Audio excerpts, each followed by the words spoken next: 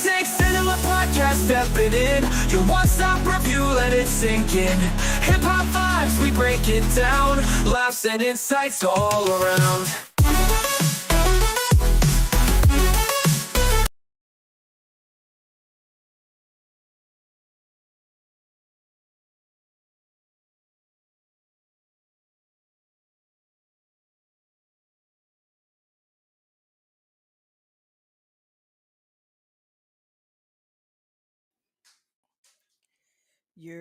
What it do, what it do. Welcome to another episode of Snake Cinema Podcast. I'm your host, Prince Elias. Can y'all hear me? Mic check, mic check. Thank y'all for tapping in this morning. What it do? We are going to have a good episode. I am excited because we're talking music. Haven't did a music episode since September. Yep, September, because October was all about spooky season. And then I took last weekend off for the convention. But yeah, happy to be talking music because a lot has happened September, October, and November. A lot of headlines, news stories, discords in the media has happened. So so let's get started. But first, let me shout out Post Malone, Posty 217 for this dope US Arc hat. Also shout out US Arc. Fight for our rights as reptile keepers. Got that 10-4 fitted hat. And then also represent myself, Shed Yourself Vlogs, my second channel, where I talk weight loss, transition journey, mental health, all that jazz. So if you're not subscribed to Shed Yourself Vlogs, go and check that out. I took a little hiatus on making videos for that channel, but I will be dropping one this week, a video this week. I just got to finish editing this weekend, but super, super excited about that. Let's see. And this podcast and every podcast, this whole channel is brought to you by ENT Reptiles. Thank you, Orlando and TJ, for supporting ya boy and supporting the family. And also, if you have missed Thursday's show, the Shenanigans Podcast, featuring me, Maki, Bear, Candy, Father Don. Please check that out every Thursday at 6:30 p.m. Also sponsored by ENT. Thank you, thank you, thank you, family. We appreciate y'all. This past uh, episode was fun for all of us. When we logged off the live and we were just backstage, we was like, yeah, this was a good show. We had a great time. So more to come. More to come. Anywho, let's talk to the people who support me this morning, live and in living color. Let's see. Nikki! Irresistibles. Thanks for tapping in. Appreciate you. Yes, the rainbows. Thank you, thank you, thank you. Appreciate you, Nikki. Jamie, Tired Guys Morphs. Thanks for tapping in. Appreciate you, Famalam. Robinson, thanks for tapping in. Appreciate you. Yes, smash the like button, hit subscribe, turn on notifications, all that jazz. Y'all know what they always say. YouTube likes it, and we like that YouTube likes it. Of course, there go the bros, Orlando and TJ. Thanks for tapping in. Hope y'all are safe on the roads. Thank y'all, thank y'all, thank y'all. Chris, what it do? Christopher Walker, thank you for tapping in. Appreciate you. Yes, thank you, thank you, thank you. Let's see. Uh, Other half of ENTTJ, thanks for tapping in. Appreciate you. See, make sure I got everybody. AJ, FNA, Fred and AJ, thanks for tapping in. Good morning. Good morning. And also check out their show every Sunday after Father Don's show, Serpent Entertainment. They do games, they do interviews, they do this or that, where they show us different snakes and we gotta vote which one we like, but they won't tell us the genetics or anything. We just gotta vote with our eyes. Great show. Tap in with F&A balls, and they got a great collection, great snakes, and they've been hitting some bangers. They've been hitting some bangers lately. Been hatching out.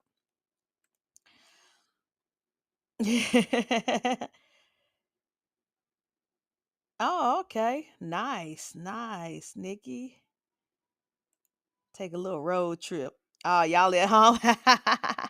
Well, that's good. That's good. Y'all get a little break before y'all got to hit the road again. Let's see. Yes, let's go. Let's go. Let's go. All right. So, let's see. As we prepare for the show, we like y'all actually backstage or something. As I prepare for the show, let's go ahead and do our news of the week. Hold on.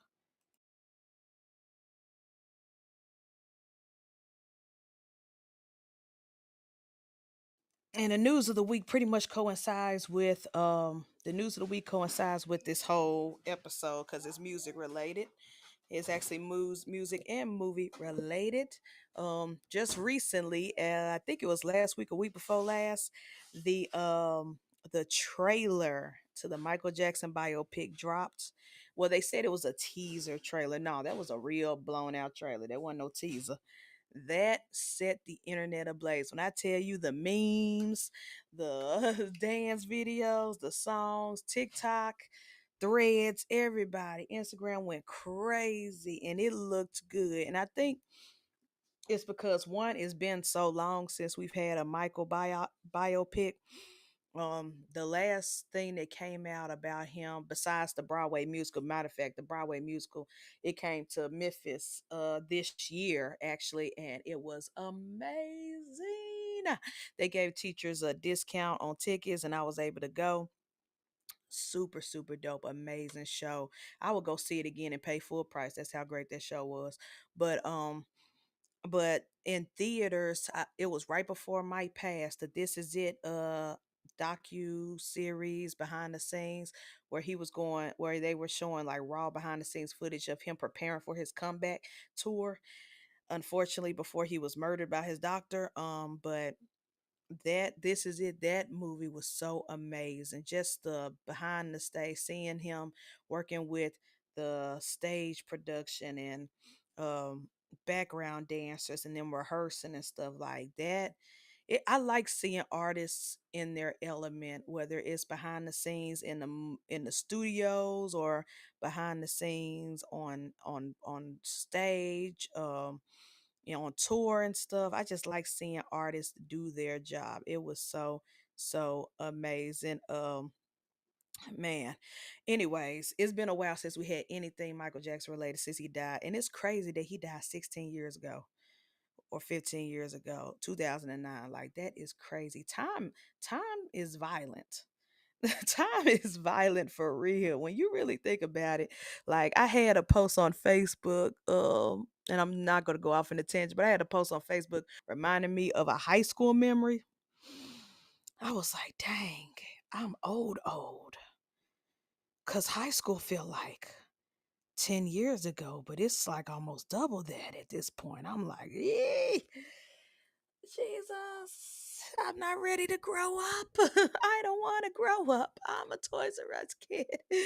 But yeah, time is violent. So the fact that we haven't had anything Michael Jackson related since his passing, man, it is crazy. So everybody's excited. And also the people behind the scenes. It's directed by Antoine Fuqua. If you don't know who Antoine Fuqua is, you are living under a rock. He made the classic movie Training Day, of course, the Equalizer films, Magnificent Seven, um, Olympus Has Fallen, Southpaw. He has his resume is go on and on and on. Antoine Fuqua is one of those amazing, legendary black movie directors, movie directors. Period, not just black, but it's amazing. Antoine Fuqua is such a talented director, writer, producer, and so to have him do this film and then it's starring great actresses and actors like Nia Long and Coleman Domingo as Michael's parents. That's gonna be they're acting Catherine and Joe. Especially Coleman Domingo. Coleman Domingo is one of them ones. He's one of them actors. He can be transcendent and lose himself in a role to where you don't even recognize that that's him. Great actor. Like, I'm super excited, and the fact that Michael is being played by his own blood nephew. I think it's the son of Jermaine Jackson. His name is Jafar. And that boy, he looks just like his uncle. He looked more like Michael than he do his own father. Like, he looked more like Michael than he do Jermaine Jackson. That is crazy.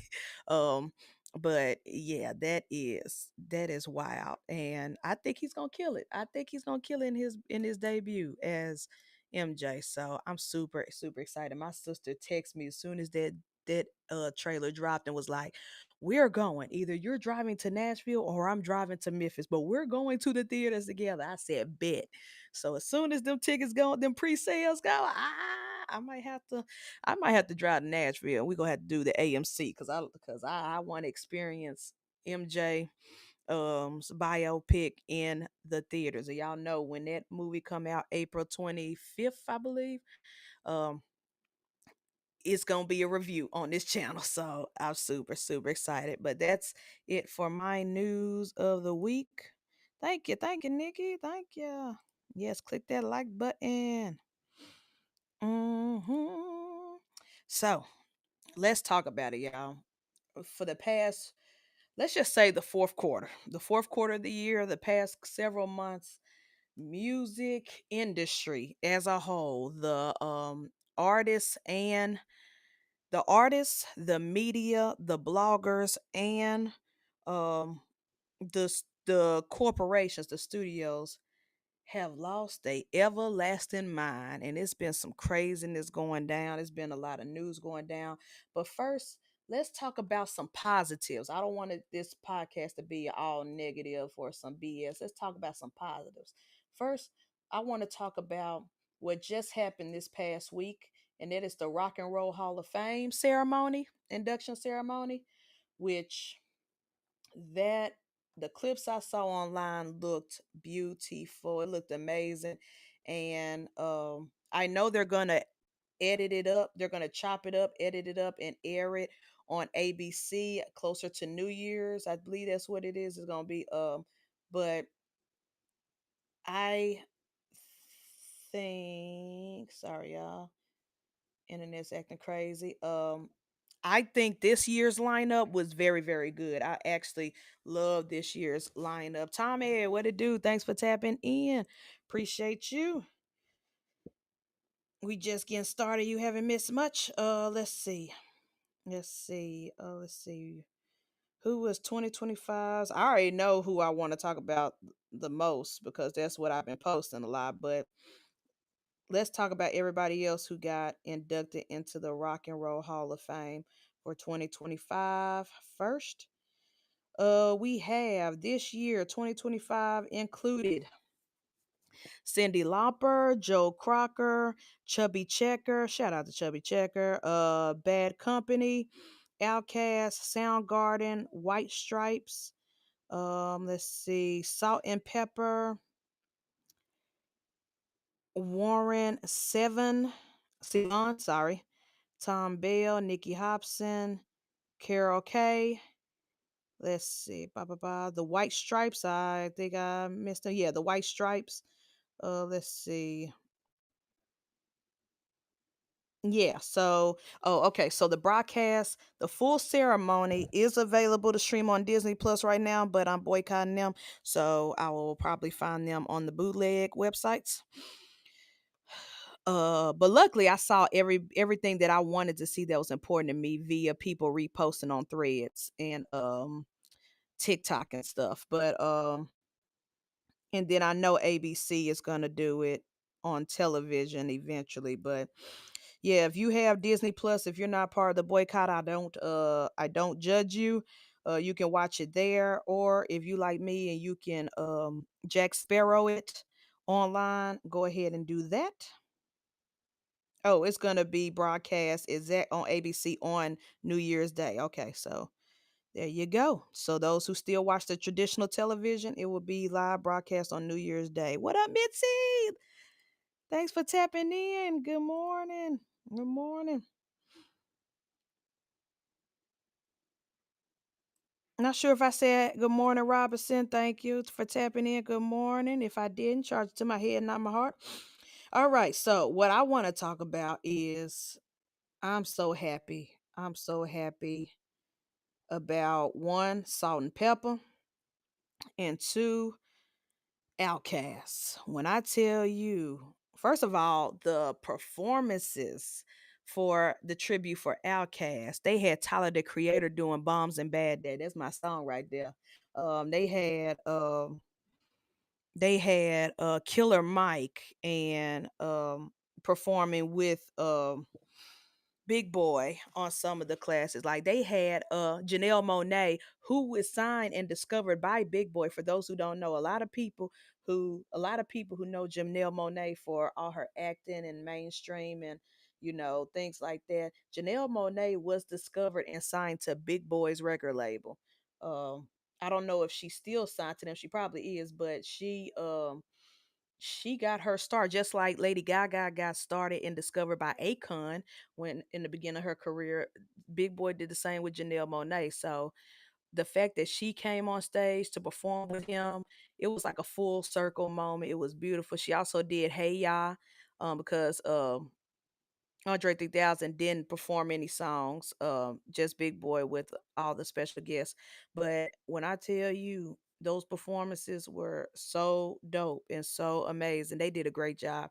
The video clips I've seen, and then their speech. Oh my gosh, I had to write that quote down. That the quote that Andre 3000 has said in their speech, thank you everybody. He was like small rooms, big things happening in small rooms, talking about the beginning of their career when they were literally making their music and their albums in a basement. It was called a dungeon. Um, and they had their entire squad, the entire dungeon family with them on stage. It was just like if for those who know Outcast, the history of Outcast and their beginning, like when they first came out, I think I was probably in middle school, whatever. But when if you know the history of Outkast and the history of Atlanta music and Southern music and how Outkast really put the South on the map for real in the mainstream, they well deserve this award ceremony. And to hear Andre 3000 speech, thanking everybody and talking about their humble beginnings, them making their music and their albums in the basement, and their ladies and their parents and their kids had to deal with all the wow and wackiness of their beginnings. Like that was beautiful. That was beautiful, and to see them become the legends that they are today. So shout out to Outkast. And then Salt and Pepper came out, and they got awarded as legends. And it was bittersweet. It was beautiful because one, Spinderella, their DJ, the third member of Salt and Pepper, was up there with them. Cause if y'all know, they've been back and forth. All the ladies been back and forth beefing, mostly about financial situations. Cause Spinderella really did get cheated out of a lot of money over their careers.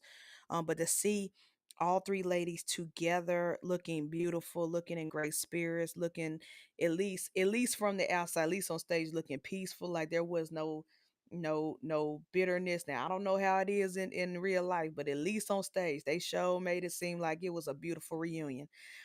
And it was great for them to get their dues because when it comes to female rap, female hip hop, you can't talk about Nicki Minaj, you can't talk about Queen Latifah, you can't talk about um Missy Elliott, you can't talk about Meg the Stallion, Cardi B, you can't talk about none of these girls, Little Kim, and not mention the women that came before them, like a Salt and Pepper. Salt and Pepper was the one, and they had hits on hits on hits, platinum records, platinum albums. Like they really, I know it's been years and things been so far removed, but they really deserve this. But when I say it was bittersweet, it's bitter because they even said in their acceptance speech when they were thanking everybody and stuff, they mentioned that none of their music is on streaming because UMG, big corporation, big,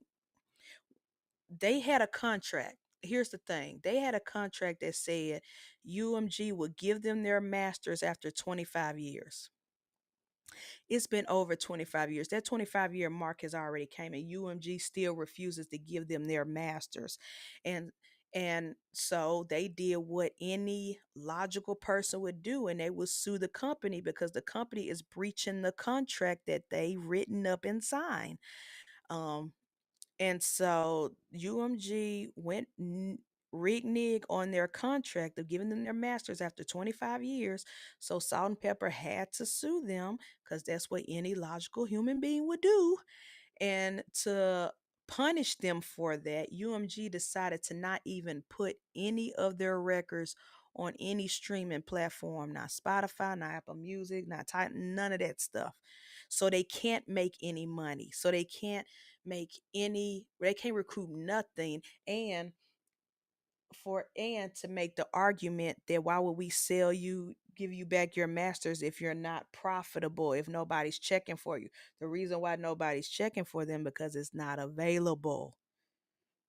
Like, and that's what we're going to talk about when I get to the negatives of the news, because all, it's not just UMG, all major corporation, all big, the big three or big four record labels are have been on some bullshit for many, many years, and they're trying to use streaming and AI and all this stuff to their advantage to not continue to not pay these artists. So again, happy that Salt and Pepper got their flowers while they can still smell them, got their award, their Rock and Roll Hall of Fame induction.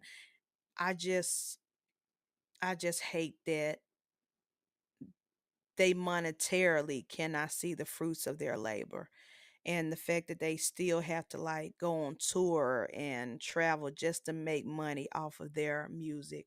It's some bullshit. It really is. But anyways, congratulations to everybody, the White Stripes, everybody who got inducted. Y'all did y'all did the doggone thing.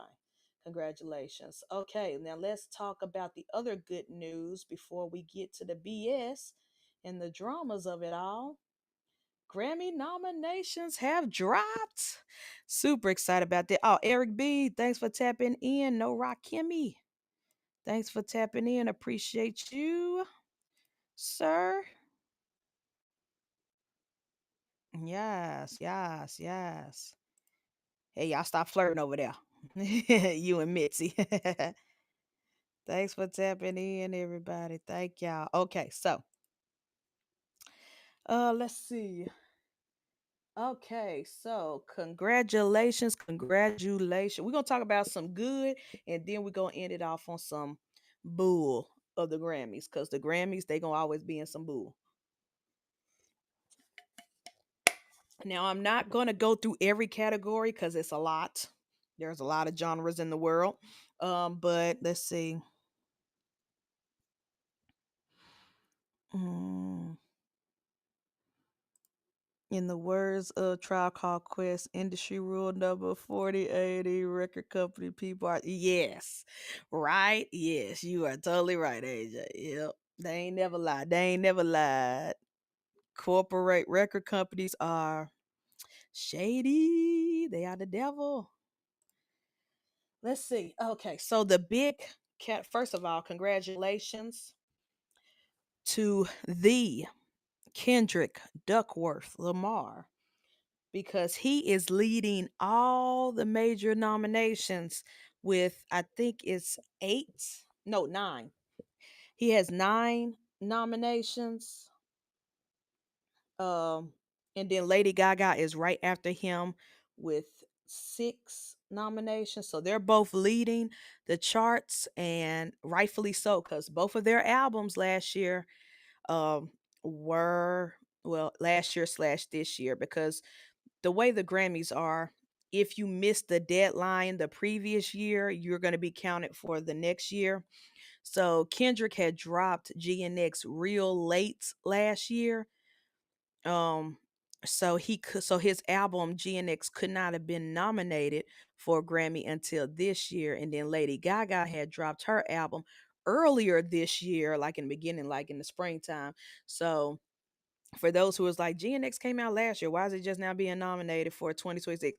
Because of the Grammy deadlines and stuff. If an artist dropped an album, let's say fourth quarter of this year, like if a artist dropped an album in December of this year, it won't be nominated for 2026. It will be nominated for 2027. It rolls over if it's a good album and it becomes critically acclaimed and all that jazz and make a whole bunch of money and stuff. So that's why. Speaking of music, Project Pat, what it do? Yeah. Thanks for tapping in. Appreciate you, brother. Um, so anyway, those two lead the nominations. Now let's talk about the big three. The big three records that mean the most to a lot of artists is album, song, and record. So, album of the year, the nominees is Justin Bieber with Swag. Although that album was good, I know it's not gonna win. It was Lady Gaga with Mayhem, Kendrick Lamar with GNX, Leon Thomas with Mutt, um Bad Bunny. I'm not finna butcher this album name, but I will try. Debbie Tira Mas Fotos. Please excuse my Spanish, but Bad Bunny is that album, whatever that album is. Sorry for butchering that title. Pharrell Williams in the clips. Let God Sort 'em Out. Man's Best Friend Sabrina Carpenter and Tyler the Creator with Cornucopia. Now, I think I could be wrong, but I think this has been the most hip hop heavy for album of the year in a long time. I'm not saying it's never happened, but majority of these nominees for album of the year, which means the entire scope, is mostly hip hop. We got Tyler the Creator, Kendrick Lamar, Pharrell Williams in the clips. Yeah, that's three out of the yep. And if you want to count Baby Bunny, because he do rap with he sings, but he also raps. But we could count Baby Bunny in that. Um, but yeah, and only two pop, Lady Gaga, Sabrina Carpenter, and one R&B, which is Leon Thomas with Mutt. And Mutt is a great R&B album. I have not reviewed it on this channel, but I have listened to it because so many people were raving about it, and I get the hype. I do get the hype. Do I think he's gonna win? Is he up for new artists? I think he would get new artists. Yes, he is nominated for new artist of the year, so I think he would definitely get that. If he were to get album of the year is so heavy. Album of the year is so heavy, and the Grammys is so political, depending on the climate. So I feel like it could anybody could win this. They could give it to the Clips because this is the Clips comeback album. They could give it to Bad Bunny because Bad Bunny's about to do Super Bowl and he's had a great run and a great year, and they want to cater to the international crowd. They could give it to Lady Gaga because she's Lady Gaga, or they could continue to give it to Kendrick Lamar because he pretty much ran hip hop for the past 2 years. So this year's album of the year category is so up in the air that I honestly don't care who wins. Actually, I would care. I'll be pissed if Sabrina Carpenter beat all these people. Because yeah, she's a good artist, but she's no she compared to everybody she's against. Sorry, baby. No, no. If they were to give that to her, then I would be pissed. The whole world would be pissed. The Grammys would probably be shut down and burned to the ground. Because no, that album is not better than Cornucopia. They got Sort 'em Out, Mutt, GNX, Mayhem. Even Justin Bieber's R&B album Swag is better than Sabrina Carpenter. So That would be the only person I would be pissed off if she won. But if anybody else in this category won, I would not be mad. I would not be mad at all. Um, let's see. Let's see. Song of the year. Song of the year. Now, I believe there's people be like, what's the difference between song and record of the year? Song of the year, I believe, only goes to the people who wrote the song, and record of the year goes to everybody, the artists, the writers, and the producers. Like if you made the beat, the instrumental of the song, you could win record of the year. But if it's song of the year, it's the people who wrote the lyrics. If I Or it might be flipped, it might be backwards, but that's the difference. But anyways, song of the year, Baby Bunny. I keep saying Baby Bunny, it's Bad Bunny. Bad Bunny with DTMF. Sabrina Carpenter with Mad Child. EJ, never heard of that artist, with Golden. Dochi with Anxiety. Rose and Bruno Mars with ATP. Oh, I think that's that Japanese girl, I think that, or K-pop, sorry, K-pop artist. That song was pretty cute, but I don't think it's gonna win. Kendrick Lamar, SZA with Luther, Billie Eilish with Wildflower, and Lady Gaga with Abracadabra. I'm gonna be honest with y'all, and I hate to say this because I love all the artists that's nominated. I hate to say this, but when it comes to song of the year, I'm not a fan of none of these songs. Not even Lady Gaga's Abracadabra. I'm not a fan of none of these songs. I feel like Abracadabra is the weakest Lady Gaga song off that album. Now, don't get me wrong, Luther is nice, but I don't go back to that. I think Luther is the weakest of GNX album. I I As much as I love Billie Eilish, I stand Billie Eilish. That song Wildflower was a sleeper for me. Sleep Fest. I love Dochi. Dochi is amazing. I stand Dochi. I will defend Dochi to the ends of the earth. But I hate anxiety. And I think it's because all the TikTok videos that made me get sick of that song. Somebody's watching me. It's my anxiety. I think the TikTok videos ruined that song for me. I don't know who EJ is, so I can't judge Golden. So of course, Sabrina Carpenter did not care for Man Child. I think the only person who deserved to win is Bad Bunny. Even though I don't know what the hell he be saying in his songs, DTMF is pretty catchy. It's pretty like so song of the year, I don't care who win because I did not care for it. T Keys, thanks for tapping in. I see you in the comments. Appreciate it. James P. Thanks for Silent Assassin. Thanks for tapping in. Appreciate you. Arletta said agreed. Yeah, like I'm not feeling I'm more excited about album of the year and new artists than I am song of the year. Now let's see who is record of the year, and then we can move on to the next stories that I want to talk about. So record of the year is all the same people with all the same songs except for Chaperone the Subway. Did I listen to the Subway? I don't know. But it has Bad Bunny, DTMF, Sabrina Carpenter Manchild, Kendrick Lamar Luther, Lady Gaga Abracadabra, Billie Eilish Wildflower, Dolce Anxiety, Rose, APT. I'm just gonna vote for Chaperone. If I was still able to vote. When I was in college, I was able to vote for the Grammys because I was part of their Grammy committee. I can't do it now because I've been out of college since 2012 and have not renewed my membership fees for the Grammys because that shit was expensive, even though for a college student. But if I were to vote, I'm sorry. I would probably just pick Chaperone because, like I said, Song of the Year, Record of the Year, I do not care about any of those stuff. Love all the artists. I love all the artists that's nominated, so I won't be mad at who won. But as far as the songs themselves, I'm not crazy about them. And I'll go ahead and talk about Rap Album of the Year. Rap the nominees is Glorilla, Glorious, yeah, Kendrick Lamar, DNX, JID, God Does Like Ugly, The Clips, Let God Sort 'Em Out, and Tyler the Creator Cornucopia. I love this category, and I'm not mad at who wins because all of those albums slap. All of those albums are amazing. I enjoyed them. If JID or Glorilla was to win, I'll be super happy for them because they are the younger generation. They're not newer artists, they've been out for a minute, but they are the younger generation, and I feel like they earn and deserve some recognition. However, I'm not mad if Tyler wins. I'm not mad if Kendrick wins, and I'm definitely not mad if the Clips win because I love Let God Sort 'Em Out.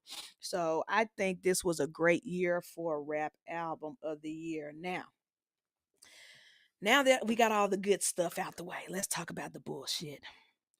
Because and let's just be honest, because of racism,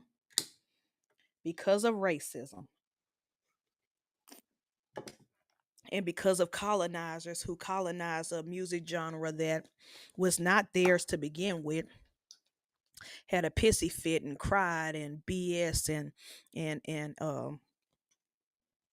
whined and complained. The Grammys now added a new category. They decided to add, and y'all know where we're going with this, baby. Because of what happened last year, they decided to appease the Klan um in their hatred of black people. They decided, hey, we're going to make a new category called contemporary country albums. So they decided to bring a whole new category, and then they have the traditional country album category. I wonder why. So after doing some research and looking some stuff up, it seems that the contemporary country album category will be for the black artists who are in country music, and then the best traditional country album will be for the white country artists.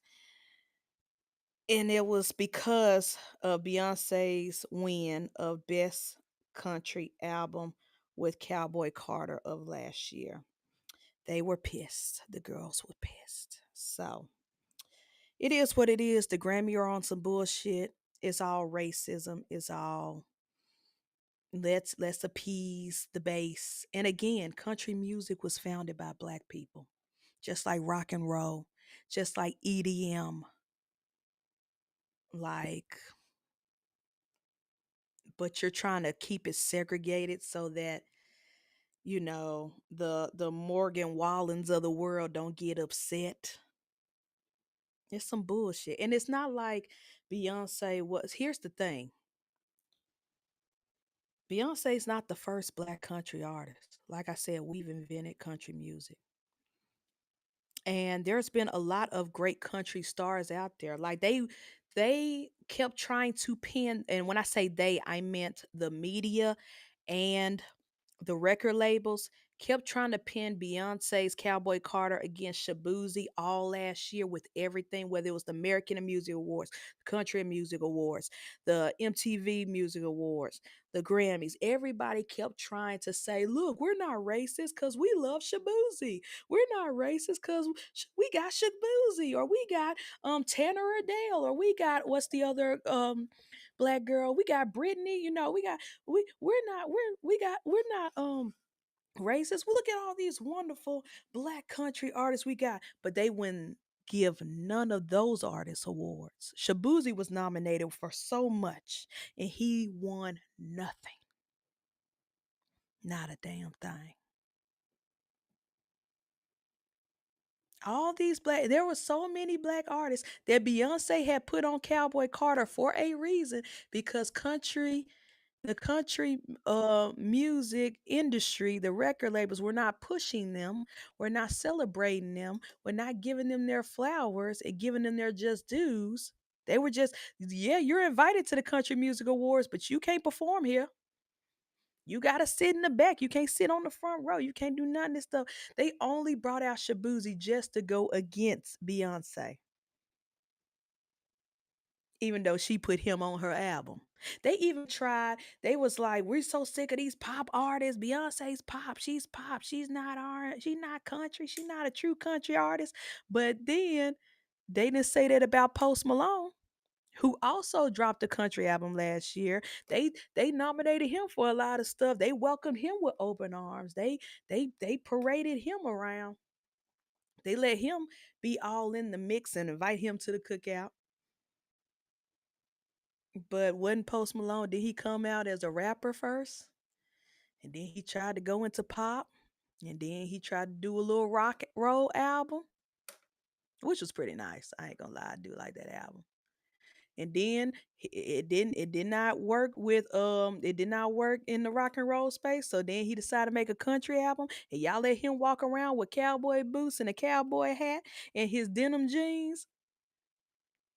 Y'all had no problem with Post Malone making that switch. I'm just saying. So yeah, Grammys, we see you.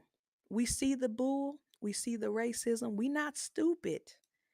So when y'all see the contemporary country album nominees, versus the traditional, looks like good old Jim Crow segregation to me in the music industry. I'm just saying. I'm just saying. So yeah, that's the Grammys. That's all I'm gonna talk about with the Grammys.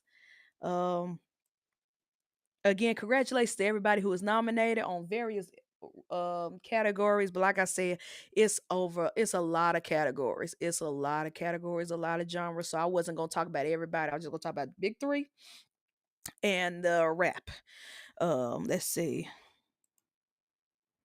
Yeah, it is some bull. It's some bull. It's crazy, and they are literally peeing on us and telling us it's raining.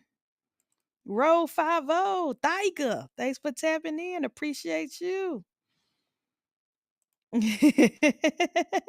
Don't get me started. I did a deep dive on country music and cowboys. They erased a lot. Yes, they did. Oh, speaking of, there is a documentary coming out on Peacock on black cowboys and the black culture and the history of black cowboys, how it all started. And how, yes, cowboys was a derogatory term used towards black men who were cowboys back in the day. And then all of a sudden, y'all let Hollywood and John Wayne come around and flip the switch and make them superheroes going against the Indians. It's a that's why I love film and entertainment and stuff, because it literally be documenting the history that they try to erase or not even teach in the classrooms. Is Hollywood perfect? No, no. Hollywood was built on some BS. It was built on some BS. However, they have educated more people on the real life of the world. You know what they say? Um, is it is it imitating real life or showing real? I forgot that quote, but Hollywood, especially documentaries and stuff, they really be showing you what we should have been learning in school. We should have been learning this in the classroom. But unfortunately, we gotta wait and watch it on Peacock or Netflix, whatever. But yeah, they really colonized a whole thing. And now all you think of is Tractor Supply and cowboy boots and moonshine. But you get mad when a black artist want to make music in the genre which they created. They will never understand that Beyonce doing country is actually her going back to her roots. Yes, she's a Southern girl from the South, Texas. The whole culture, the whole Texas. She grew up in that stuff. And if you go back and look at old Destiny's Child, like promos and photos of when they first started and stuff, Beyonce always had the cowgirl aesthetic. She always rocked the cowboy boots. She always wore the cowboy hats and stuff. She always integrated. Yes, they're singing R&B and hip hop and stuff, but she always threw in the country cowboy culture in her art, in her promo, in her photographs, in every like history was there. Like she been told us that she was about that country life.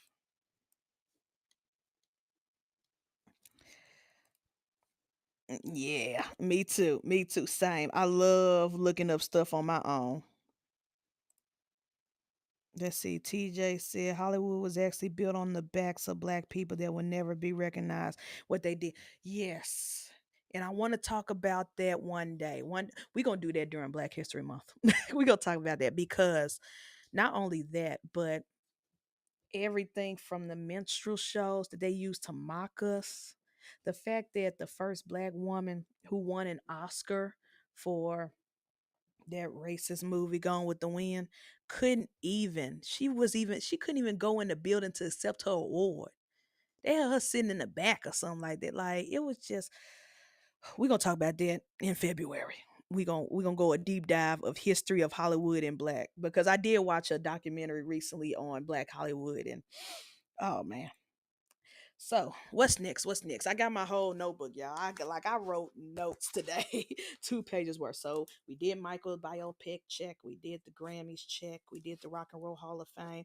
All right, let's talk about Billboard. Billboard, I'm calling you to the carpet. Billboard, Billboard, because y'all was on some bullshit a couple of weeks ago. So Billboard decided, first of all, when we think of top hits, or we think of any articles or categories or lists, people always do top 10, top 50, or top 100. Billboard decided to come out with an article and do this scare, and it only happened for like a week. But like, they was like, oh my gosh, for the first time in 30 years, or for the first time in so many years, there's not one hip hop artist in the top 40 of Billboard. Oh my gosh, is hip hop dying? And then after they posted that article to rage bait everybody, of course, all the hip hop blogs, all the hip hop media, the podcasters all came out and was like, "Ooh, the sky is falling, the sky is falling, hip hop is dead. Kendrick Lamar, is his fault because he destroyed Drake and Drake kept hip hop alive. Drake is hiding. And then now it's all backpack rapping and blah, blah, blah." Like, it was just for a whole week straight everybody in they mammy lost their mind because of this. I believe it was this article was written to rage bait and clickbait people. It was made with a purpose. And what Billboard did not tell y'all in that article is that over a month ago they changed, because not even a month ago, earlier this year, because Kendrick Lamar was on the Billboard charts for mad long. He was on the Billboard top 10 for almost a full year nonstop. And it wasn't just him. Shabuzi was also on the top Billboard chart the year before that for almost a year straight nonstop with the bar song. And then before that, not to mention Michael Jackson been dead for 16 years and he still made the top charts, the Billboard Top 100, even after his death. Sorry, even after his death, for decades. They said he has made history of being the only artist that's been in the Billboard Top 100 for the 80s, the 90s, and the 2000s. So Billboard decided that we're going to change some rules. They decided earlier this year, after the whole Kendrick Lamar beating everybody and winning and taking over the charts, we're going to change it to now we're going to limit how long an artist can stay on the top 100 Billboard charts. After, I think it's like, let me see. I don't want to misquote and say the wrong thing, but I think now they changed it. Now they changed it to where, let's see, The new rules make older songs drop off the Hot 100 faster based off the following threshold. So they have stricter guidelines for albums to be considered on the charts.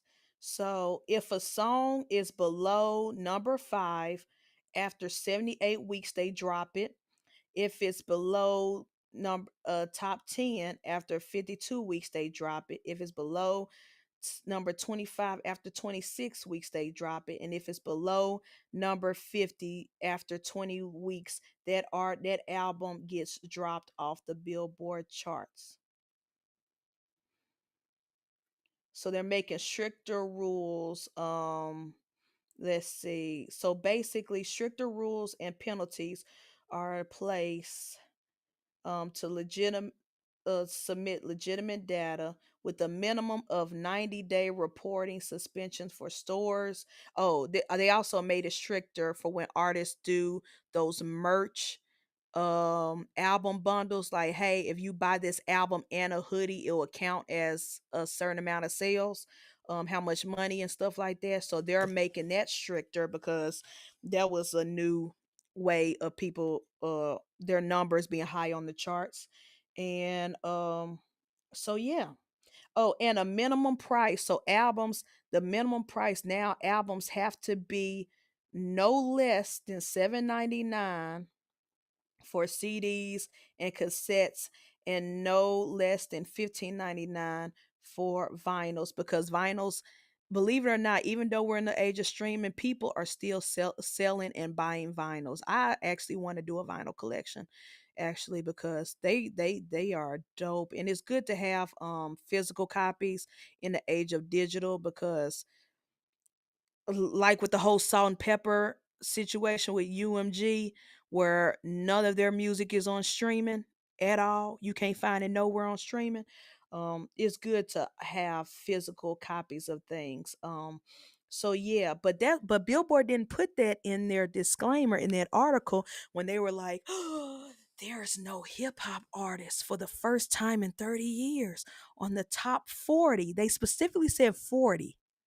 They didn't say top 100, because if they continue, they didn't say top 50. They said top 40. There's no hip hop artist in the top 40 for the first time in 30 some years. And then the following week, Meg The Stallion song popped on there. So it was like, y'all are really really trying us. Y'all are really trying us. They wanted to make it seem like hip hop was dead, hip hop is dying. No, it's not. Y'all fake commercial Target sounding hip hop is dead. But hip hop is very much alive. As you can see with the Grammy nominees, most of the nominations were what? Hip hop albums. Most of the nominations for album of the year, song of the year, record for the year, the big three that everybody worships, was hip hop artists. So no, hip hop is not dead. Rap is not dead. The fake commercialization of it, the Drakes of the world, yeah, that's dead. But it's been the mediocre raps, the raps that don't even count really as hip hop music because it's slick pop. Like, yeah, that's dead. But hip hop is very much alive. Some of the best records and albums and artists dropped, from the Clips to Kendrick to Tyler the Creator to Vince Staples to shoot even uh Larry June Larry June and Alchemist. Oh my gosh, that album was amazing. Like people like ASAP Rocky, yes, he's enjoying his life being Rihanna's husband and baby daddy, but he even dropped some music this year. Fire, amazing. Like real hip hop, real rap, real music on all JID. God, because they always say, oh, it's the old heads, it's the old heads, it's the older music that's being praised. No, the young kids are being praised. Glorilla, killing it in the female rap department. Dochi killing it in the female rap department. JID, he's a young blood. He's a young kid killing it. Like hip hop is not dead. So Stop letting people like the Billboard, the corporations, the people who got money and incentives and got reasons to crap on rap and hip hop, got reasons to crap on a whole genre of music because they're trying to get clicks and views and have the blogs talking. Like, don't fall for the rage bait. A lot of these corporations, a lot of these magazines, Rolling Stone is another one. Rolling Stone magazine, y'all be on some bull too. They will write articles intentionally to piss people off and to get people talking. So don't fall for it. Hip hop is not dead. Real rap music is not dead. Real culture, and you can't kill what is actually a culture. That's what makes it different from a lot of genres. Hip hop is actually a culture. It's not just music. It's style, fashion, dancing. But when you got K-pop, people all the way in Korea,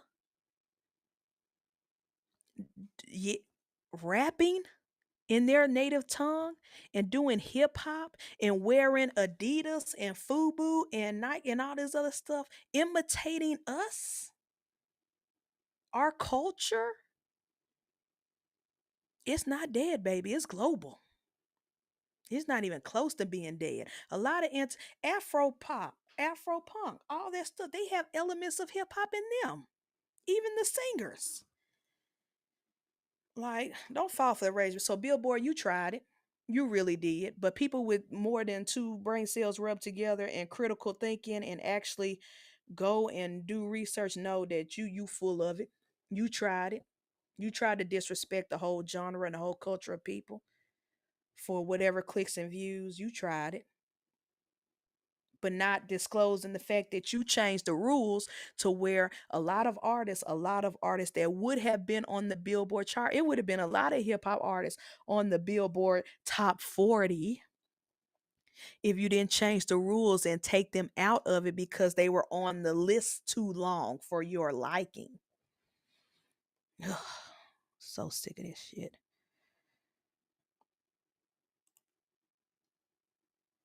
I'm thankful for all those who help our people get to where they are. We know that it's not all just a few biggest. Yes, yes, facts, facts.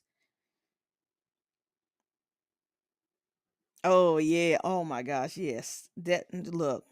When I finally get my money up, I do want to go back and get some physical copies, not just of music, but also of movies like Blu-rays and DVDs and stuff, because that's a dying breed, and now it's becoming to where these streaming services like the Netflix of the worlds and the Peacocks of the worlds and the HBOs, they will have your favorite film on there for like 2 months and then it disappears and then you never can find it, no trace of it. So yeah, I'm all for physical copies. When I see certain movies on the $5 bin at Walmart, if it's something I really, really love, I'll spend that $5. And because I'd rather have the physical copy. You can't delete that off the database. You know what I'm saying? Well, let's see. All right. So I'm through with the Billboard rant, the Grammy rant. Now let's talk about some L's. Now let's take a break from big corporation and talk about certain artists. Now, one artist I will show a little bit of grace, just a little bit, because I know her stance is rooted in what has a lot of black people in the chokehold, and that is religion. I'm gonna say that for last. Religion has really messed up our people in a lot of ways. And so, but let's talk about some lighter notes, some lighter L's. So Drake has had the worst year of his life. You would think losing to Kendrick Lamar in that beef last year would have been enough. Kendrick performing that song at the Super Bowl, saying your name, actually would have been enough of an L. But Drake decided because he could not take his L like a normal man would, he couldn't take his lick and just, disappear for a while. Everybody kept saying the same thing, Drake, just disappear. People are tired of seeing you. They tired of hearing you. You keep releasing mediocre after mediocre or trash music. Just take you just lost the biggest rap battle in a long time. Um in a long, long time. So just disappear, give us a break, let us miss you, and then come back with some fire music. Like that would have been the greatest. That would have been the greatest comeback. He actually did it before with when he went against Pusha T that first time, and Pusha T had exposed that he was hiding a child, and he lost that rap battle. He disappeared for a minute.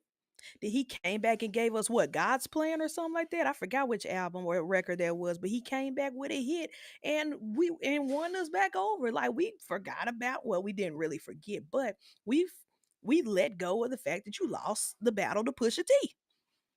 But for some reason, your ego would not let you, and you decided to go the Karen route and try to sue not even Kendrick. You too weak of a man to sue Kendrick, but you try to sue your record label because you said they had a hand in helping Kendrick win instead of Kendrick's talent, Kendrick's rapping ability, Kendrick's skill set. You can't admit that Kendrick is a better rapper than you, and he actually writes his records. So you decide to sue a record label, and you lost said record label. But not only did you lose the record label, but you're now getting sued because the same thing that you accused Kendrick and UMG of doing, saying they use bots to make Not Like Us successful, you got caught using bots for years. For years. Spotify putting you and your songs in playlists that you did not belong in. Your face was the cover of K-pop playlists and country music playlists and EDM playlists and all these other playlists that did not belong for years. The reason why they said that you were the number one hip hop artist is because y'all use bots to finagle the numbers, and you will brag that, oh my gosh, I got as much hits as MJ, I got as much hits as MJ. No, baby, you paid for those numbers. See, the difference between you and Michael Jackson, besides talent, because nobody can beat talent. The difference between you and Michael Jackson, besides talent, is the fact that Michael did not have streaming or robots or bot farming to pay for his albums. You had to physically go to the record store and spend 10, 15, $20 for an album. And it didn't come, and back in the day, it did not come with bundles. It wasn't like, oh, get Thriller record and a hoodie, get Invincible album and a t-shirt, get this and that to spike the number. No, Michael didn't work off that type of lick, that type of scam. It was just based off pure talent, but he kept um Drake kept bragging, oh, I got as many hits as Michael. I got as many hits as MJ. No, baby, you paid for those, you and UMG. And now you're getting sued for the exact same thing that you claim Kendrick Lamar did for Not Like Us. And you're also getting sued for a whole separate thing because of this whole stake gambling scandal. You've been promoting stake gambling for the past several years, probably 2 years, because you have a partnership with them. And now you and Stake, and I think Kick, the streaming service y'all kept using to live stream y'all gambling stuff, is now you're getting sued 3 times. No, you lost a lawsuit, and now you're getting sued twice, back to back. So Drake has been taking a lot of L's. And I'm sorry, but I'm here for it. And I'm not saying, look, I could gladly admit that I loved Drake at one point, and I still listen to some of his music. Like I love God's Plan. I love Nice for What. I love his older stuff. I better find your loving. I better find your heart. I still listen to that. I'm not saying I don't listen to Drake or I don't like Drake. It's just that he is being a sore loser and he's getting his butt whooped, and it's rightfully deserved. So I'm not saying he could never make a comeback, but it's gonna be very hard. He lost a lot of respect for a lot of people. But who knows? This year, next year, 2 years from now, he could drop a hit song, and I'll be like, boop boop boop boop boop, yeah, boop boop boop boop boop. Like, it's possible. Nothing's impossible, but it is what it is. So take your L, Drake. It is what it is. Now, another person who took a L, and the way they took this L, the way they took this L, I did not see this coming. They took the L from their own supporters, their own fans. Let's see.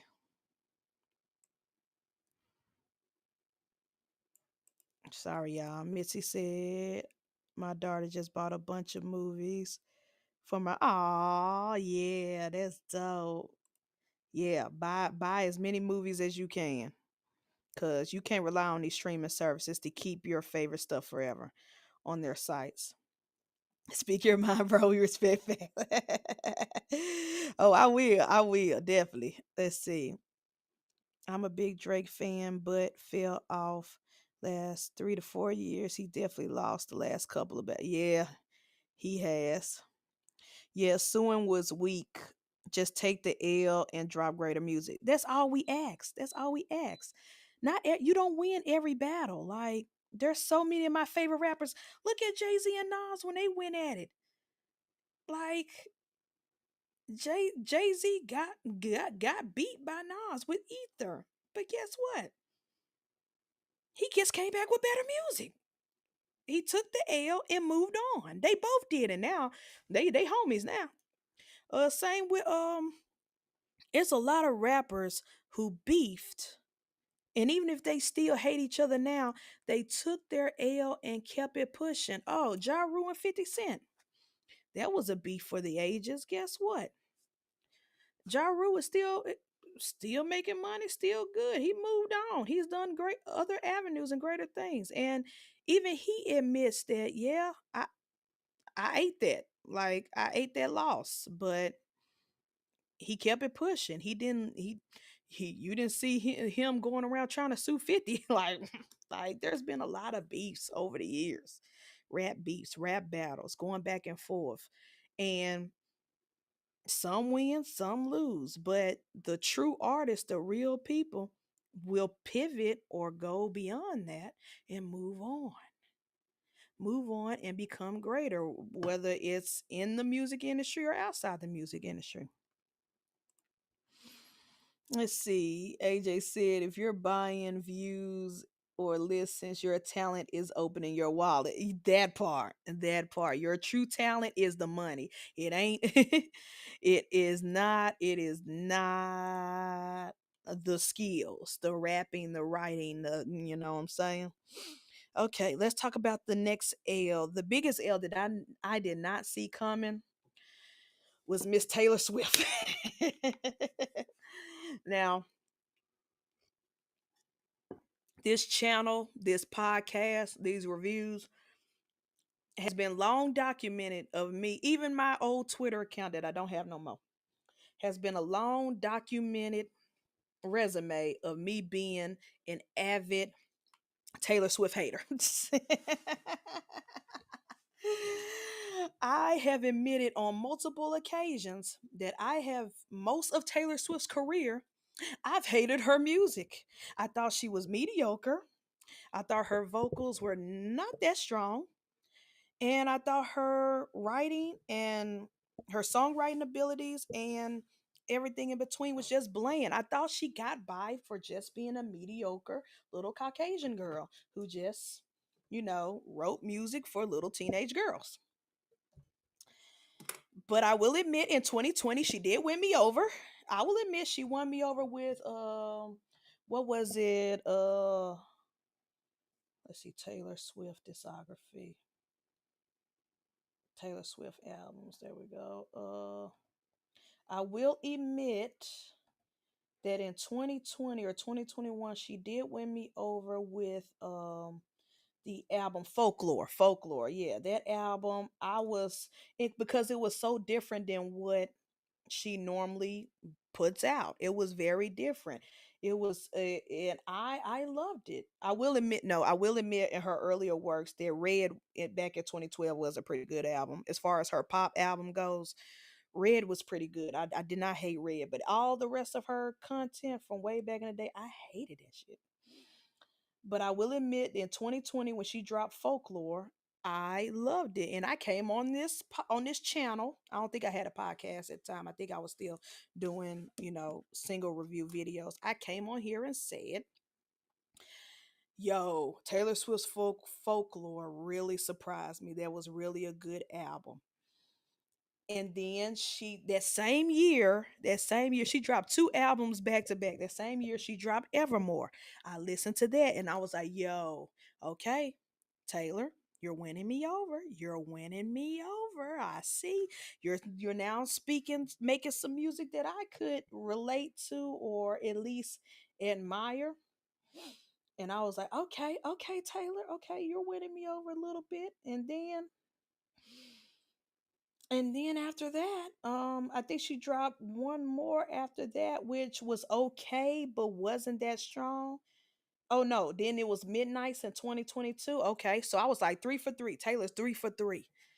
This little girl is winning me back. She's winning me for the first time because I was never a fan to begin with. I thought Red was a pretty good album, but I was never a Taylor Swift fan. So I was like, okay, you gave me Folklore, you gave me Evermore, you gave me Midnights.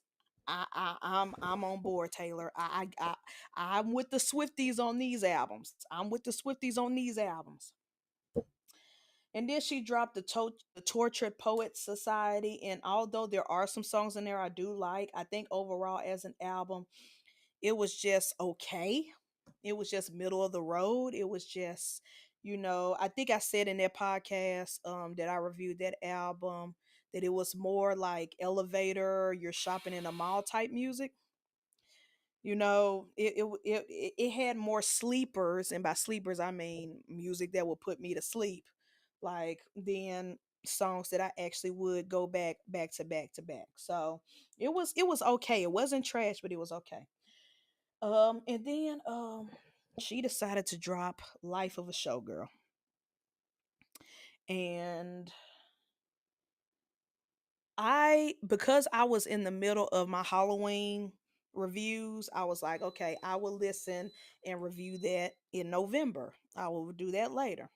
When that album dropped and I saw the reviews, not only did I see the reviews, but Swift fans, people who got Taylor Swift as their avatars on threads and on TikTok, people who are like stands, like they go to every tour, they got all the merch. When I saw them trashing this album, I said, "Oh, I gotta listen. I gotta go listen because how you piss off the Swifties, the people who've been making you as rich as you are to where you can have your own private jet plane that you fly everywhere. Like, let me go see. You done pissed off some Swifties, some people who got Taylor Swift lyrics tattooed on their bodies. Like, you done pissed them off." So I said, let me go listen. Let me go listen. And I did. And this is not going to be a Taylor Swift review, but I will tell you what I got from that album was that Taylor Swift is very tone deaf. And she's not reading the room. And based off the themes and everything, it seems like she's turning MAGA. And by turning MAGA, I'm not saying that she like loves Trump or something like that, but that album was more on the traditional wife, conservative, like that type of fan base, like people who were like, "Oh my gosh, sex before marriage is bad.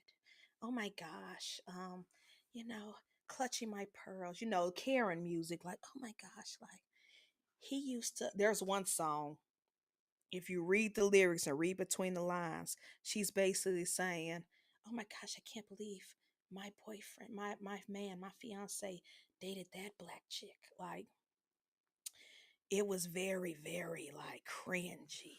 and the songs were not catchy.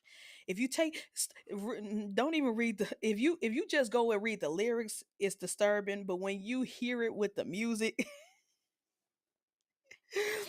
it was like very like, oh my gosh, the album was very much like, if I could describe the album was very much like, oh my gosh, it's so tough, it's so hard being a white girl with traditional family values. It's just so hard, we're just being so attacked, we're not, oh, it's just, oh my gosh, oh my gosh, it's just so hard to be a woman.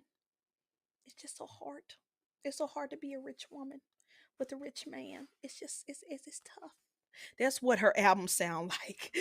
And I get like, she's no longer not even relatable to the everyday woman who listens to her music. Her music, the album is so like her own fan. And I think she forgot, even though Taylor Swift is doggone near 40. She's doggone near 40. Um, she forgot that her fan base that she thrives off of is the younger generation of girls. Like her fan, you know how some artists grow up with their fans? It didn't happen with T Swift. Like her fans kept getting younger and younger instead of getting older and older. And a lot of it is her fault because her music never matured. The way she wrote her albums, her lyrics, and I thought she was getting there with mature music, with folklore and evermore, and that's probably why I loved it so much, is because it was a little bit different, not just in style but also in lyrical abilities. um I thought she was maturing as far as age goes, but in a way she was still catering to the younger generation. In a way she never changed. Like, say what you will about Miley Cyrus or any artist like that who started off as a key child star and grew up, or Justin Bieber. Say what you want about them, they not perfect. Not all their music hits, but I will admit that as someone who was younger, I can speak more with the Miley Cyrus than the Justin Bieber. Someone who was younger when they started, and now I'm older and they are older, and we're closer to the same age. We're like similar, the same age. Their music matured. If you listen to Miley's last album that she just dropped, if you listen to Miley Cyrus' last album that she's just dropped, she has matured. She's like more of a Stevie Nicks now than she is of a Hannah Montana. You know what I'm saying? Like, she's matured. Her music has matured with her as she aged, and so is her fan base has matured as she aged. And I feel like Taylor Swift is stagnant and stuck with her fan base. It has not matured. And so when she drops an album like Life of a Showgirl, and her younger audience cannot relate to nothing, cannot, not even the older fans, because a lot of girls who was tearing her apart on TikTok are folks who are same age as her. She is still off putting. Like I said, it's tone deaf.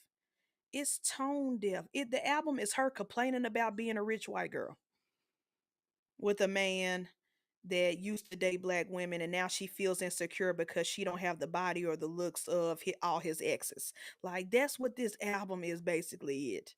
And so none of her fans, the older or the younger, can relate to her because it's like they not rich, they not dating a football player, they not insecure about their exes, their new man's exes. They're not filthy rich with a jet plane.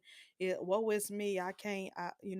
This one pop artist said something about me that hurt my feelings, and now we're beefing. We don't like each other. Like, nobody can. Her music is not relatable.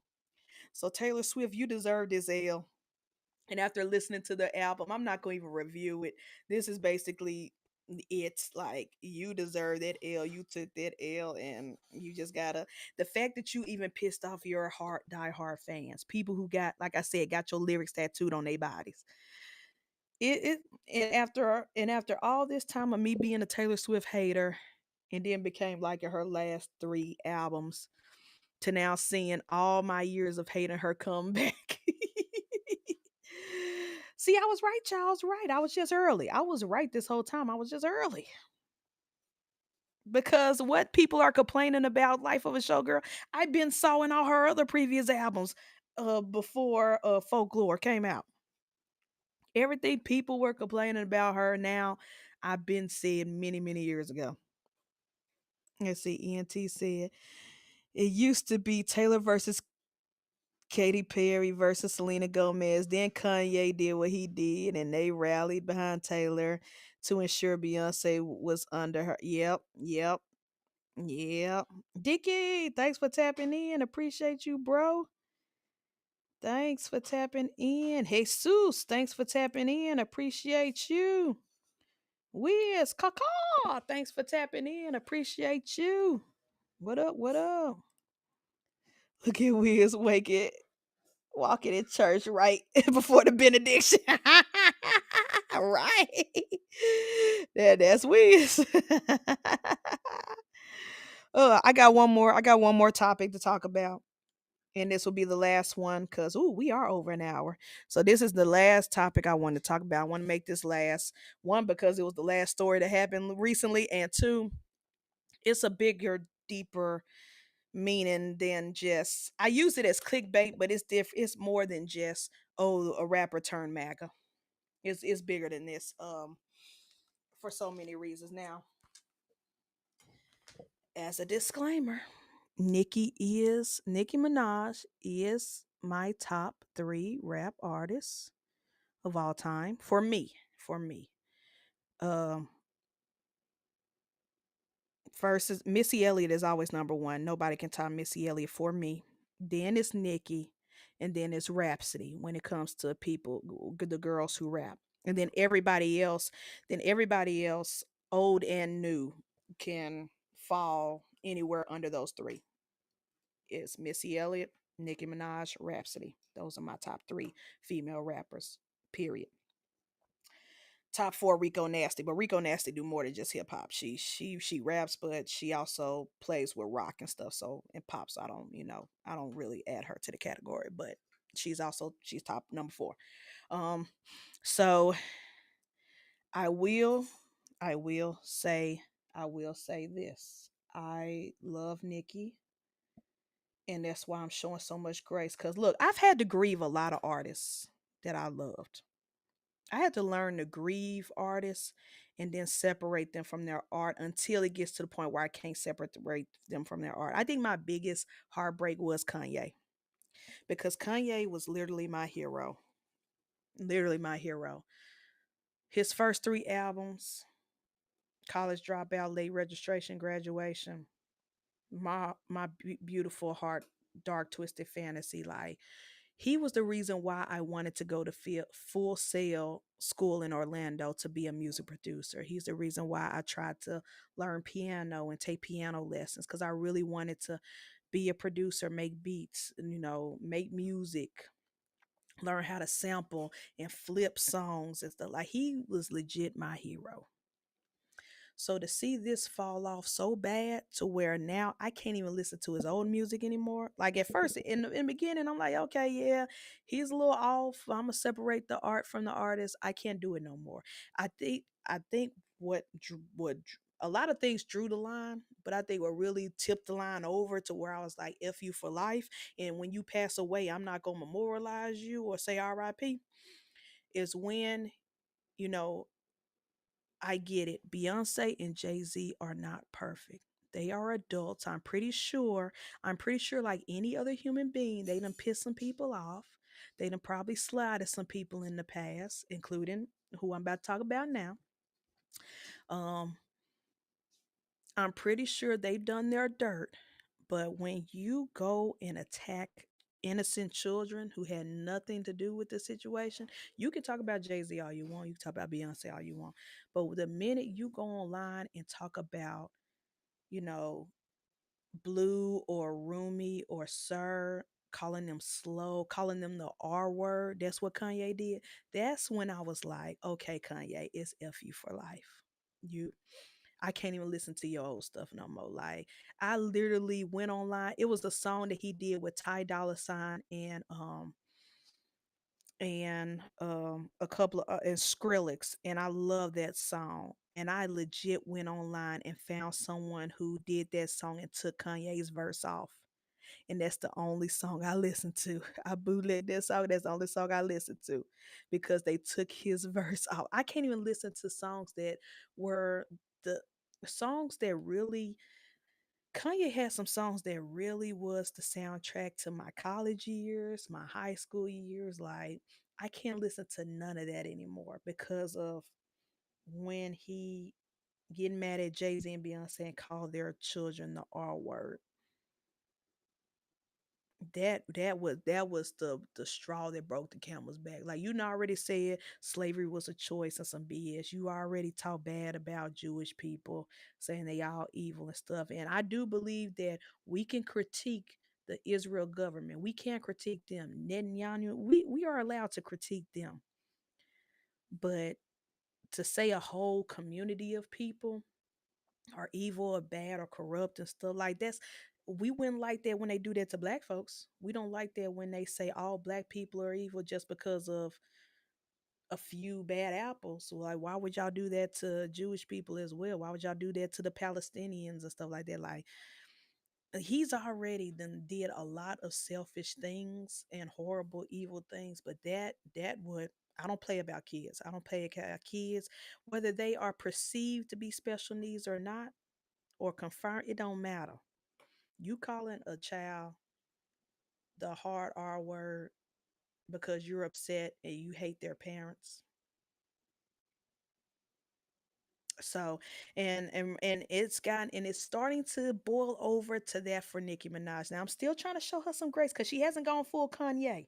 She has not, but she's getting there. Like she's getting there. She kind of slipped a little bit when her and Cardi B was going back and forth, but I know that's a personal beef, and I'm not the type of music fan that take sides with stuff like that. Is like, okay, you two women clearly hate each other, like hate each other's guts, and y'all got real personal with each other. But I'm not canceling both of you. I'm not taking sides because I love both of your talents and your artistry and your music.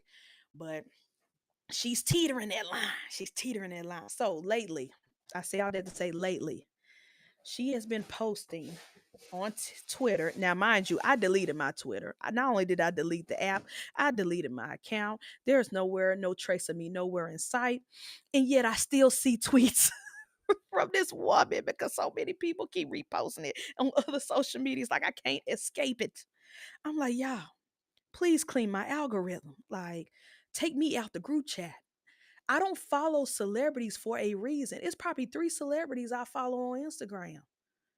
Like I don't follow, and that's only because those celebrities only pop out when they're promoting some work. They don't show their personal life. I don't know nothing about whether they got kids or not, who they date, none of that stuff. They just come out and say, "Hey, this movie's coming out. See y'all in the theaters," or "Hey, this album's coming out Friday," and that's it. And I don't see them no more. So I purposely don't follow artists because I really don't want them to ruin me liking their art, liking their creation. That's how I got heartbroken and grieving J.K. Rowling. I love J.K. Rowling. I love the Harry Potter series. But the moment she started sharing her anti-trans stuff, I was like, oh, you were so progressive in so many ways. You were so progressive with women's rights and black rights and yada yada. And now, but now, I can't anymore. So, but for some reason, I'm still seeing tweets from Nicki Minaj. So lately, she's been tweeting her love for Trump and her acceptance of Trump and thanking him for helping or speaking out against injustices or things that, first of all, Trump can't save no country or no province or no, like the fact that she's praising him because he critiqued the government of her home country, um her home country, I think it's Jamaica or whatever, um but he's actively destroying the country you're living in, that you're a citizen in. Like, that's the pot calling the kettle black. Trump can't critique no country. He can't critique no leader. He can't critique nothing government wise with all the stuff he's doing here. But after reading her tweet and seeing what she said, it's deeper than politics. It's deeper than, oh, she loves MAGA and she's going MAGA, Drake, like just like Drake decided to pivot and cater to the red pill guys and stuff like that. Like, like, no, this is deeper than that. After reading her tweet and seeing what she said, and I'm not making excuses for her because yikes, but I get it. Not to mention, I haven't discussed this out loud, but she's married to a convicted offender and she supported her brother who was convicted of hurting her niece. Yikes. And she victim blamed her niece, calling her fast. I'm sorry, y'all, but children can't be fast, in my opinion. This is my opinion. Me personally, my opinion. Children can't be fast enough to where they're the blame for what an adult did. Because your brother was a grown man. And I'll leave that at that. But she supported those two. She married an offender and she supported her brother who was an offender. But I digress. Anywho, the tweet that she started going MAGA and thanking Trump, it was like, Trump, we love you. Thank you. Thank you, Mr. President, yada, yada, yada. Is because of religion. At the end of the day, it's because of religion. Because she was talking about, finally, we can no longer be persecuted for being a Christian, yada, yada, yada. First of all, Christianity got a chokehold on us. They got a chokehold on us to where we are praising the masters, the slave masters. They got a chokehold on us where we're thanking our oppressors. They got a chokehold on us to where we are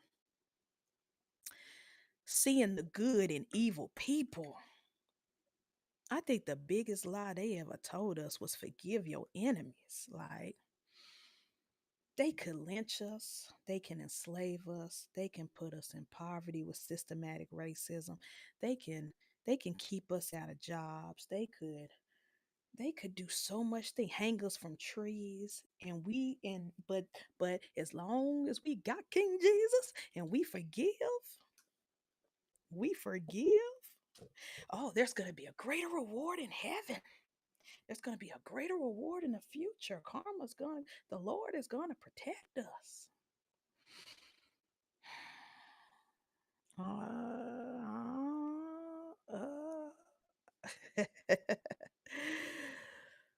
Religion has such a chokehold on us that we cannot critically think or think outside the box. Christians are not being persecuted. Christians are the persecutors. They are the enemy. They are the ones attacking. They are the ones who start the wars. They are the ones who upheld the wars. They are the ones who help fund the wars. What was that last year? It was a bunch of people who went to Israel and they signed signatures on bombs that was going to Gaza. It was some pastors out there doing that too. Let's not talk about missionary work. People who are going to missions to African countries or to other South American countries to preach the gospel, and they leave those countries worse than what they came.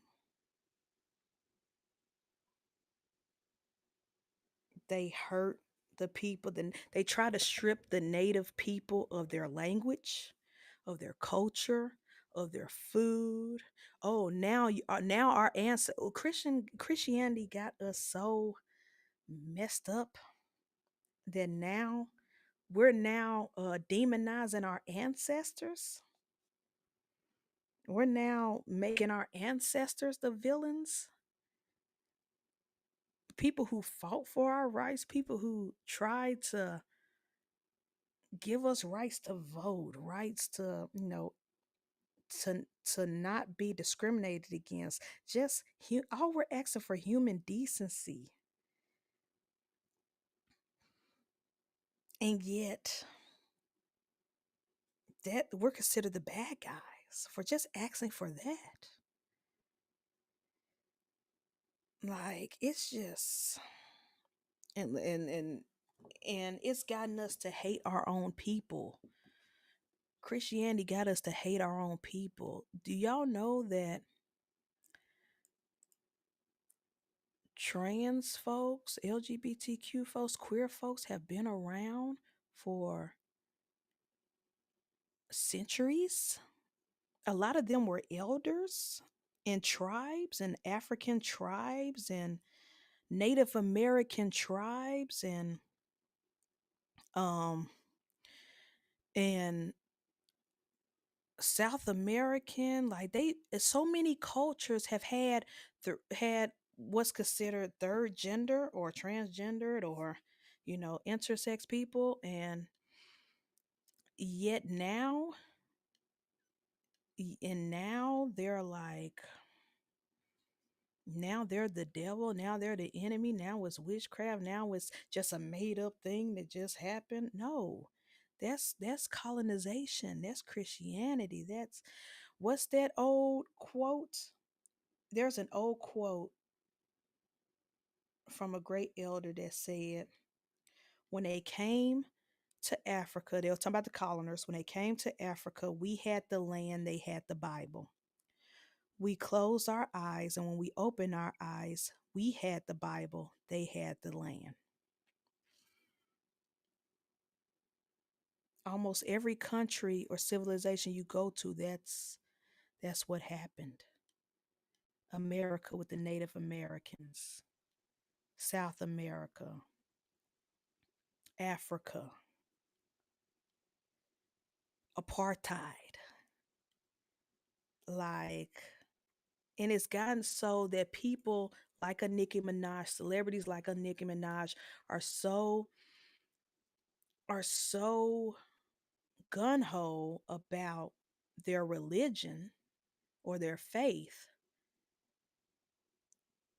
that they negate that they're black, dealing with racism. They negate that they're a woman dealing with sexism. They negate the fact that you supporting two abusers. What, forgive and forget? Or God will help them out? Or what? The fact that your brother abused someone and you blame the victim. Where do we learn that type of mentality? Where did we learn that type of thinking? It all goes down to religion. We go back to the Atlantic slave trade, religion. Every war ever started, religion. So I'm trying my best to show grace to one of my favorite female rappers of all time, but it's getting hard, baby. It's getting hard. You making it hard for me. And yet, and not only that, not only religion, but capitalism also plays a part. A lot of reasons why we have a lot of coons in the black community, a lot of people who are anti-black, a lot of black people who are anti-black because they want to be so close to the master. Capitalism, that big old green money.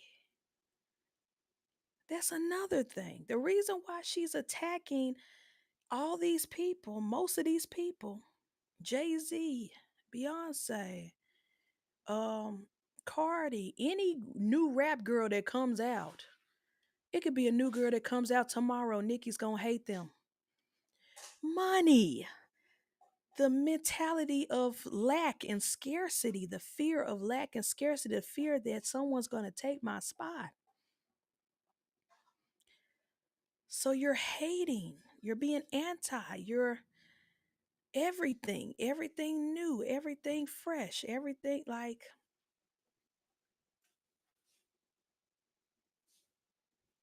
Capitalism, misogyny, religion has our community, and I'm only speaking for the black community, has our community in a chokehold.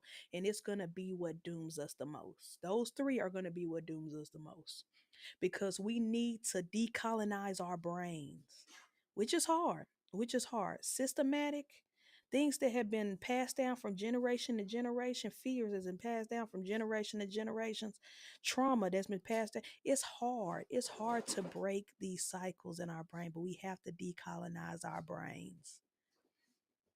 I'm not saying don't have faith. I'm not saying don't believe in a higher power because I believe in a higher power. I believe it. I have faith, but I'm not subscribed to organized religion. I see the play for what it is, which is why I play them. I don't I don't step foot in that church that I work for on Sundays unless I am working, unless it's a job. And they know it. I let them know that they know it. When I first went to that church, I let them know, yo, I'm a trans man. There's nothing you can change about that. You can't pray it away. You can't. You either deal with it or you don't. Now tell me which camera I'm working. And they respect it. I see it as a job. It's not my personality. It's not my life. I don't even stay for the preaching. Once the singers get off stage and they done, I'm out. Peace. Like, it is what it is. So, Nikki, I'm disappointed, but I'm not surprised. This was a long time coming. I'm disappointed in your behavior. I'm disappointed in the stuff, but I'm not surprised with the way things are going because because you're letting religion and you're letting capitalism and you're letting the mindset of scarcity cloud your judgment to where you support bad people and you attack people who either did nothing to you or not the enemy, the true enemy. I'm just saying. Sorry, y'all. I just had to let that out. Let's see. Let's see. Let me go back in the comments because I missed a lot. Let's see. Yeah, Orlando said, I grieved Little Wayne and Little Boozy so hard. My heart was broken, still is.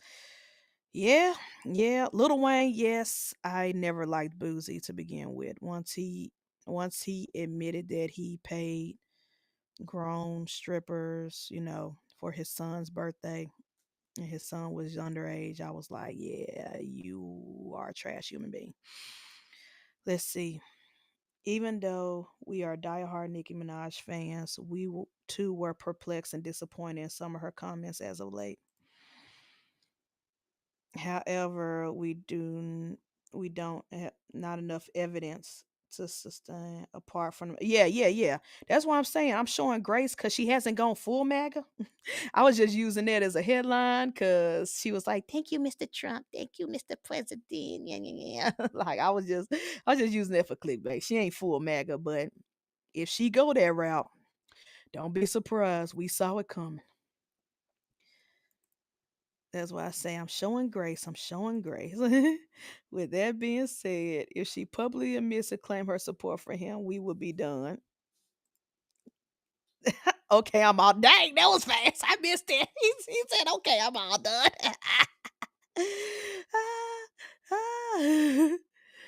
Oh, Coach, what it do? Thanks for tapping in. Appreciate you. Oh God. Oh, let's see. Anybody else sneak in here? You better, let's see, or let us say, you better speak. Christians throughout history have done unspeakable things in the name of Jesus. Facts. TJ said, and now you are speaking my language, and I'm a PK. I have strong beliefs about this. I'm like, right, TJ? Yo, I grew up in that PK life. Yep. And my mom played the piano for three different churches ever since she was 12. So you know how much church I got in my life. And still, once I got out in the real world and opened my eyes, some things I was like, yeah, I'm done. I'm done. I have faith. I believe in higher power, but I don't believe in this um business they call the church. Let's see. Christians are why so many hate snakes when royal pythons were a thing to have back in our facts. And, and let me tell you how bad colonization is, and um how bad colonization is, and how bad these missionaries have played a part in the destruction of Africa. In Africa, the royal pythons, the ball pythons, were revered, were respected. They have a whole temple in Benin. And now, people are going around calling them voodoo and calling them witches and saying they're demonic because they respect the snake. Like, that's crazy. That's crazy to me. And it's gotten to the point to where even native Africans are afraid of snakes. And that there are a lot of Africans who fear snakes than there are Africans who don't fear snakes. Like, colonization is really the devil. Missionary work is really the devil. Like, you go to these countries and destroy their entire history and culture. Yeah, YouTube needs it, but I right. YouTube is so behind that they should have been had that feature. What up, Big Double L? Appreciate you. What if they were a vampire and wanted to turn you? Okay, sinners. Okay. All right. So that's it for this episode. All the music topics that I missed for the past 2 months because so much has happened. All the L's that were taken, all the artists losing their minds, Billboard trying to clickbait people into being upset, Outkast and Salt and Pepper finally getting their flowers at the Rock and Roll Hall of Fame. Um, Grammy nominations is hip hop heavy, even though people online claim hip hop is dead. Kendrick has the most nominations out of everybody, rightfully so, because he deserves it. And I'm excited about that Michael Jackson biopic. I can't wait. I can't wait. Anywho, let's see. Pass the collection plate around as we sing our way out. Right? We had a good service this morning, on this good Saturday morning. We had a good service. Anywho, thank y'all for tapping in. Again, appreciate my sponsors, ENT, for supporting the channel. Appreciate all y'all for coming. Yes, Big Boy was on point. Oh my gosh, his performances during the tribute, breath control, dancing. Him and that mink coat had me dying laughing. I was like, oh, I bet that stage is hot. But yeah, that performance, that whole performance, and that whole tribute was amazing. Was great. Let's see. Great show, bro. Thanks for your time. Appreciate you, AJ. Thanks for tapping in and listening. I appreciate you. Let's see. Let's see. La, la, la. Trying to make sure, housekeeping news, housekeeping news. I will be reviewing the first 3 episodes next week. Next week, I'll be reviewing the first 3 episodes of the It TV show, Welcome to Derry, on HBO. So if you have that app, HBO Max, that subscription, or you know somebody with a password, or if you like me and like to Jack Sparrow it, um, go and watch it, because I got a lot to talk about of this TV series, even though it's only 3 episodes. I think episode 4 is dropping tomorrow. But anywho, I will be going over and reviewing the first 3 episodes of Welcome to Derry. And depending on how I feel, I might not interview, review something else that I've watched recently. But that for sure is on the schedule. Thank y'all for tapping in. Also tune in again every Thursday, 6:30 p.m. for the Shenanigans podcast with me, Father Don, Candy, Maki, and the Bear. It's gonna be a great time. Also sponsored by ENT Reptiles. And tap in tomorrow. Tomorrow, Father Don, Everyday Keepers. I believe he has a monkey rescue that he'll be interviewing. So thank definitely tap into that, tune into that on Father Don's channel. I think it's on Father Don's channel this week. And then also Fred and AJ tap into their show right after that, Serpent Entertainment. Tap into that show and tune in to everybody's podcast and shows. We is tonight. We is sophisticated ignorance. Tap into his show. I don't know if Mike and Ben Mac are doing double clutch this week, probably next week, but if they are doing a show tonight before Wiz's show, tap into that. And yeah, we will see y'all next week, next Saturday. Thank y'all. Thank y'all. Appreciate y'all. Thank you, Orlando and TJ. Thank you, Mitzi. Thank you to everybody who has tapped in this morning. And shout out to the replay gang, hashtag replay gang. Everybody who will be watching, like, comment, subscribe. And if I talked about anything today that you like or dislike, you can disagree with me on some things. Yo, put that in the comments because anything, the likes, the comments, all that is engagement and good for YouTube. So please, please, please be engaged with that. And I will see y'all. Oh, love you too, Mitzi. Appreciate it. I love all y'all. I appreciate y'all. Thank y'all for another week. We'll see y'all next time. We'll see y'all Thursday. No, I'll see y'all on Wiz's channel tonight, and we'll see you Thursday on this channel. Peace.